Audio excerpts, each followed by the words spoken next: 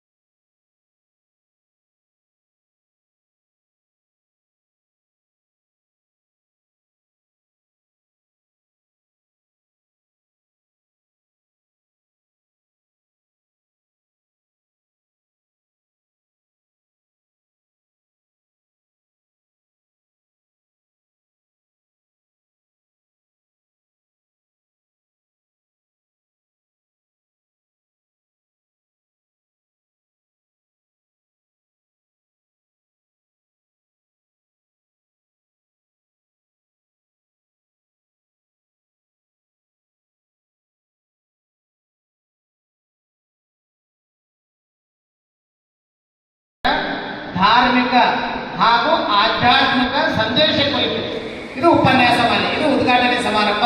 ಹೀಗಾಗಿ ಶ್ರವಣ ಅಂದರೆ ನಾವು ಕೇಳಬೇಕು ಅಂತ ಹೇಳಿದೇವೆ. ಬಹುಶಃ ಅನುಭಾವಿಗಳು ಹೇಳ್ತಾರೆ, ಶ್ರವಣಂ ಕೀರ್ತನಂ ಶಂಭೋ ಸ್ಮರಣಂ ಪಾದ ಸೇವನಂ ಅರ್ಚನಂ ವಂದನಂ ದಾಕ್ಯಂ ಸತ್ಯಂ ವಾಕ್ಯ ನಿವೇದನಂ ಅಂತ ಹೇಳ್ಕೊಂಡ್ಬಂದು. ಬಹುಶಃ ಶ್ರಾವಣ ಮಾಸ ನಮಗೆಲ್ಲ ಬಹಳ ಪವಿತ್ರವಾಗಿರುವಂಥದ್ದು. ನಾವು ಎರಡು ಮಾತುಗಳನ್ನ ಕಿವಿಗೆ ಹಾಕೋಬೇಕಾಗುತ್ತದೆ. ಎಲ್ಲಿ ಹೋಗ್ಬೇಕ್ರಿ? ದೇವಸ್ಥಾನಕ್ಕೆ, ಗುಡಿ ಗುಂಡಾರ ಮಠಗಳನ್ನು ಹುಡ್ಕೊಂಡು ಹೋಗ್ಬೇಕಾಗ್ತದೆ. ಮತ್ತೆ ಬೇರೆ ಮಾಸದಾಗ ಹೋಗ್ಬೇಕಂದ್ರೆ ಆಗ್ತದೆ ಅಂದ್ರೆ ಇಲ್ಲ. ಈಗ ಅಪ್ಪವರು ಪಂಚಮಿನಿಂದ ಪುರಾಣ ಚಾಲು ಆಗ್ತದ ಪ್ರವಚನ. ಆದ್ರೆ ಪಂಚಮಿ ತರ ಖಾಲಿ ಇದಾರೆ ಅಂತ ಅವ್ರಿಗೆ ಕರೆಸಿದ್ವಿ. ಬಹಳ ಜನ ಪುರಾಣಕ್ಕೆ ಹೋಗ್ಬಿಟ್ರೆ ಈಗ ಆಲ್ರೆಡಿ ಎಲ್ಲ ಸಾಕೊಂಡು. ಹೀಗಾಗಿ ಶ್ರಾವಣ ಮಾಸದಲ್ಲಿ ಒಂದು ತಿಂಗಳ ಪರ್ಯಂತರವಾಗಿ ಪ್ರವಚನ ನಡೀತವೆ. ಹಾಗಾಗಿ ಪ್ರತಿ ವರ್ಷ ಒಬ್ಬೊಬ್ಬರ ಚಿಂತನೆಗಳನ್ನು ಮಾಡೋದಕ್ಕಿಂತ ಗಣಲಿಂಗುಂತದೇ ಚಿಂತನೆ ಮಾಡಬೇಕು. ಅವ್ರು ಮಾಡಿ ಹೋಗಿರುವಂತ ಧಾರ್ಮಿಕ, ಅದರ ಜೊತೆಗೆ ಶರಣರ ಜೊತೆ ಆಗಿರ್ಬೋದು.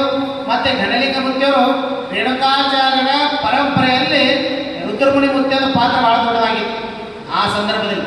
ಹಾಗಾಗಿ ಅವೆಲ್ಲವನ್ನು ಒಬ್ಬೊಬ್ಬ ಉಪನ್ಯಾಸರಿಗೆ ಒಂದೊಂದು ವಿಷಯಗಳನ್ನು ಕೊಟ್ಟು ಆ ವಿಷಯಗಳನ್ನ ಇವತ್ತ ವಿಸ್ತಾರ ಮಾಡಿ ಹೇಳುವಂತ ಕಾರ್ಯಕ್ರಮನೇ ಇದು.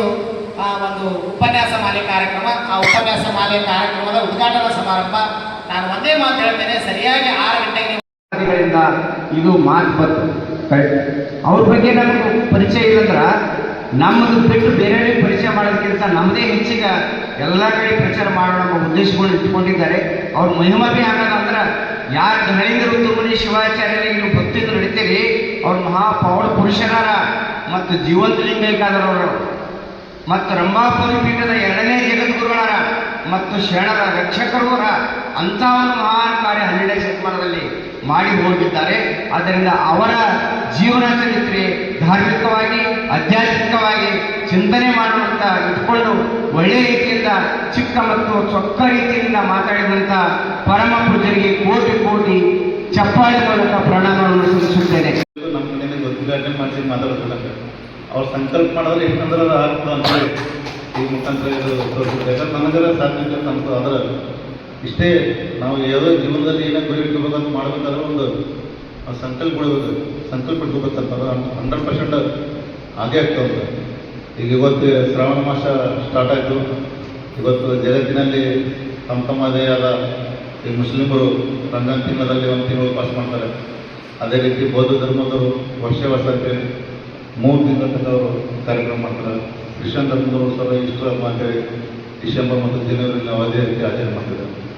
ನಮ್ಮ ಹಿಂದೂ ಧರ್ಮದಲ್ಲೂ ಸಹ ಇವತ್ತು ಈ ಪವಿತ್ರ ಶ್ರಾವಣ ಮಾಸದಲ್ಲಿ ಪೂರ್ತಿವಂತಿನ ಇವತ್ತು ಯಾಕಂತಂದರೆ ಇಲ್ಲಿ ಬಂದು ಯಾರಾದ್ರೂ ಮನೆ ಹೇಳಿದಾಗ ಎಲ್ಲರಿಗೂ ಸಹ ಅವರು ಏನು ಇತಿಹಾಸದಾಗ ಮಾಡಿ ಹೋಗಿದ್ದಾರೆ ಸಾಧನೆ ಎಲ್ಲರೂ ಹೇಳುವಂತ ಇರ್ಬೋದು.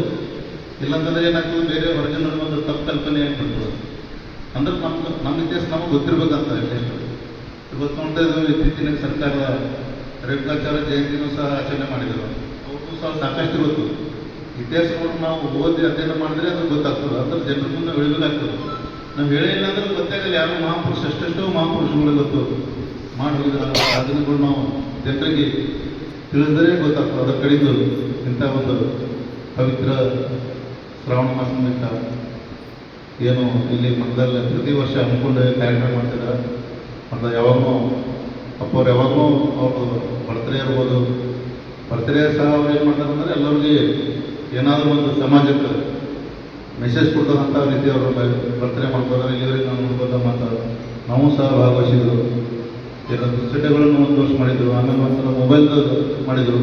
ಮತ್ತು ಇನ್ನೂ ಮುಂಬರುವ ದಿನಗಳಲ್ಲಿ ಅದಕ್ಕೂ ಹೆಚ್ಚಿಗೆ ರಚನಾತ್ಮಕ ಮಾಡಿ ನಮ್ಮ ಸಮಾಜಕ್ಕೆ ಮತ್ತು ನಮ್ಮ ಬಸವಕಲ್ಯಾಣಕ್ಕೆ ಇಡೀ ನಮ್ಮ ನಡೆದಂತೆ ಹಬ್ಬಿಸಲಿ ಅಂತ ಅದಕ್ಕೆಲ್ಲ ಭಕ್ತಾದಿಗಳು ಸಹ ಕೈಗೊಳಿಸಬೇಕಂತ ಮಾಡಿದರು. ತಾವು ಅಷ್ಟೊಂದು ನಮ್ಮ ಮೇಲೆ ಪ್ರೀತಿಯಲ್ಲಿ ಉದ್ಘಾಟನೆ ಕಳಿಸಿದ್ರು. ತಮ್ಮ ಯಾವಾಗಲೂ ಕೇಳುವುದರಿಂದ ಆ ಸ್ಥಾನ ಮಹಿಮೆಯಿಂದ ನಮಗೆ ಶಾಂತಿ ನೆಮ್ಮದಿ ಅನ್ನುವಂಥದ್ದನ್ನು ಸಿಗುವಂಥದ್ದಾಗ್ತದೆ. ಇವತ್ತು ನೋಡ್ರಿ, ಇವತ್ತು ಈ ಶ್ರೀಮಠ ಅನ್ನುವಂಥದ್ದನ್ನು ಹೆಂಗದ ಅಂತ ಕೇಳಿದ್ರೆ ಒಂದು ಕಡೆಗೆ ಏರು, ಇನ್ನೊಂದು ಕಡೆಗೆ ನೀರು. ಈ ಜಾಗದಾಗ ಬಂದು ಕುಂತ್ರೆ ಸಾಕು, ಏನೋ ಒಂದು ಆನಂದವನ್ನು ಸಿಗುವಂಥದ್ದಾಗ್ತದೆ. ಆಗಲೇ ನಮ್ಮ ವಸ್ತ್ರದವರು ಹೇಳಿದ್ರು, ಸಂಕಲ್ಪ ಅಂತ ತಿಳ್ಕೊಂಡು ಅಂತೇಳಿ ನಮ್ಮ ಸಾಹೇಬರು.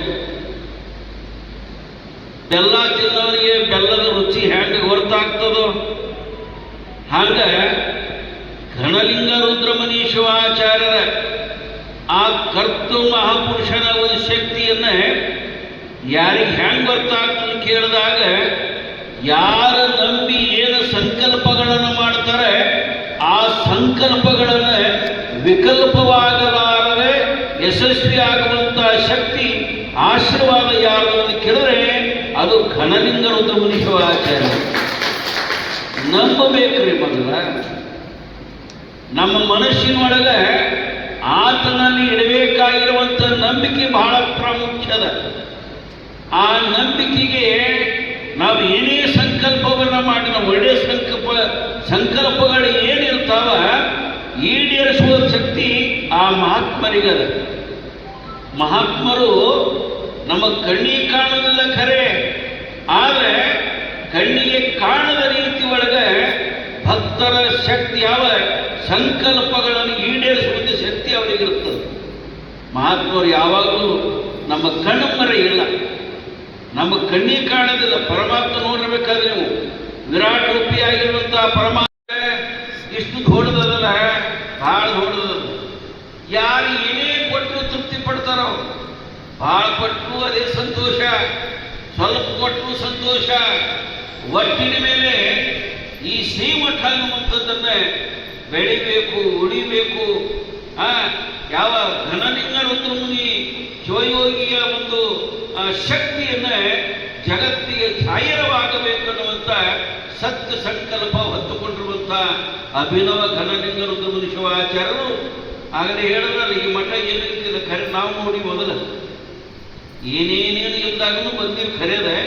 ಇವತ್ತು ಈ ಮಠವನ್ನು ನೋಡಿದರೆ ಬಹುತೇಕ ಈ ಸಂಭ್ರಮ, ಈ ವಾತಾವರಣ ನೋಡಿದಾಗ ಕೈಲಾಸ ಅಂತೇನು ಹೇಳ್ಕೊತೀವಿ,